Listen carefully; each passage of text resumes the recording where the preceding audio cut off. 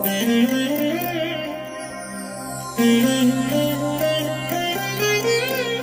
దినం పరము నుండి దిగివచ్చు మాట. ఇది నీ జీవితానికి వెలుగుల బాట.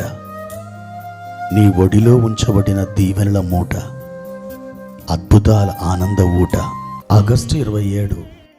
సంవత్సరమంతా మీరు బైబిల్ చదివి ముగించడానికి ఈరోజు మీరు చదవలసిన లేఖన భాగము ఉదయం కీర్తనలు 120, 121 మరియు 122. సాయంత్రం 1 కొరింథీ పత్రిక 9వ అధ్యాయము. ప్రియమైన దేవుని బిడ్డలారా, ఈ ఉదయకాల సమయంలో ప్రభు మిమ్మల్ని ఆశీర్వదించునుగాక. మీ పోరాటాలలో తప్పకుండా ఆయన మీకు సహాయం చేస్తాడు. మీరు జయశాలి అయిన వాని పిల్లలు. ఓడిపోయిన దేవుని పిల్లలు కాదు.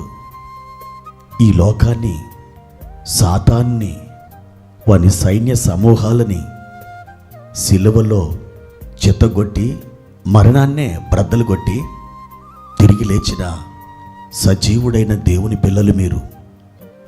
కాబట్టి నిత్య సంతోషం, నిత్య ఆనందం మీ హృదయాలలో ఎల్లప్పుడూ ఉండినట్లుగా మీరు శ్రద్ధ వహించండి.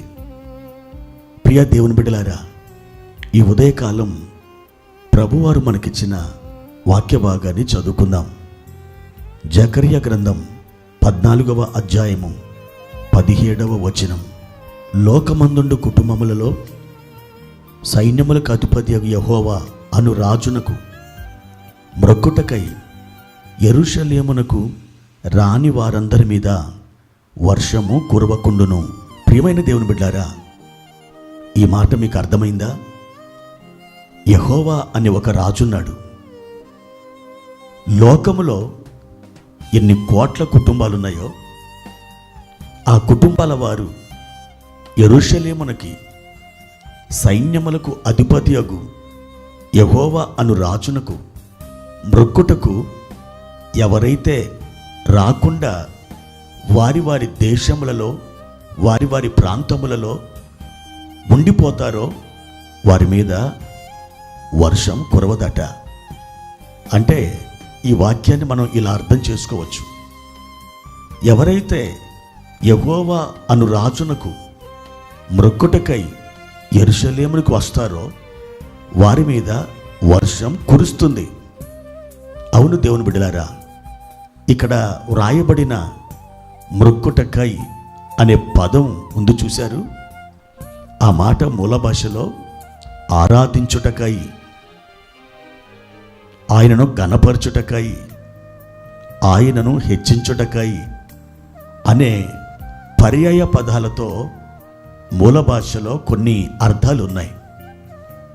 ప్రియ దేవుని బిడ్డలారా, ఒక మాటలు చెప్పాలంటే సజీవుడు, జీవం గలవాడు, జయశాలి, అద్భుతాలు చేయవాడు, నోటి మాటతో సమస్తాన్ని సృష్టించగలిగినటువంటి శక్తిమంతుడైన ఆ ప్రభువుని ఎవరైతే ఆరాధిస్తారో, ఎవరైతే స్తుతిస్తారో, ఎవరైతే ఆయన నామాన్ని మహిమపరుస్తారో దేవుని వాక్యం సెలవిస్తుంది, వారి మీద వర్షం కురుస్తుంది.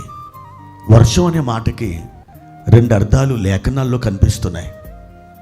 ఒకటి, పరిశుద్ధాత్మ వర్షం. అంచె దినములలో మనుషులందరి మీద నా ఆత్మని కుమ్మరించేదను అన్నాడు. కుమ్మరించుట అనే మాట, అది వర్షాన్ని కుమ్మరించుట అనే పదాన్ని సూచిస్తున్నట్లుగా మన ఆత్మలో గ్రహిస్తున్నాం. అవును దేవుని బిడ్డలారా, ఆత్మ వర్షం మీ పైన కురవాలంటే అనుదినం ఆయనను ఆరాధిస్తుండాలి, ఆయనకు పాటలు పాడుతుండాలి, ఆయనకు స్తుతులు అర్పిస్తూ ఉండాలి. నిరంతరాయముగా మీరు అలా చేసినప్పుడు దేవుని ఆత్మ వర్షం మీ మీద కుమ్మరించబడుతుంది. ఇకపోతే రెండవది, దీవెనల వర్షం. మీరు ఎప్పుడైతే ఆయన ఆరాధిస్తారో, ఆయనని హెచ్చిస్తారో, మహిమపరుస్తారో, అప్పుడు పరలోకం నుండి ఒక వర్షం మీ మీద కుమ్మరించబడుతుంది. ఆ వర్షం అది దీవెనల వర్షం, ఆశీర్వాదపు కుంభవర్షం. ప్రియ దేవుని బిడ్డ, ఈ వర్షములు నీ మీద పడాలంటే, మీ మీద కురవాలంటే ఒకే ఒక పని మీరు చేయవలసినది, ఆయనను ఆరాధించడం, ఆయనను మహిమపరచడం. రేయనక పగలనక ఆయన ఆరాధిస్తూ మీ సమయాన్ని గడపండి. ఆయన మహిమపరుస్తూ మీ ప్రార్థన గదిని ఒక అద్భుతమైన సువాసన కలిగినదిగా మార్చివేయండి.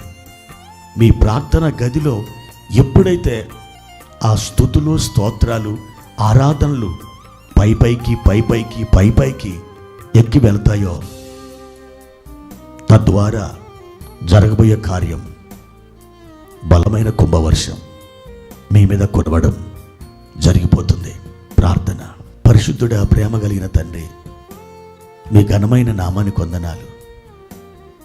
మీ వర్షాన్ని మా మీద కుమ్మరించండి. మేము నేటి నుండి ఆరాధించడానికి, స్తుతించడానికి, ఘనపరచడానికి మమ్మల్ని మేము ఆయత్తపరుచుకుంటున్నాం. ప్రభువా, మీ వర్షాన్ని మా మీద కుమ్మరించకపోతే మా జీవితం అనే నేల, మా ఆత్మ అనే నేల ఎండిపోతుంది. పంటలు లేక వెలవెలపోతాయి. మీ వర్షాన్ని కురిపించండి. యేసు నామములో ప్రార్థిస్తున్నాము తండ్రి. ఆమేన్.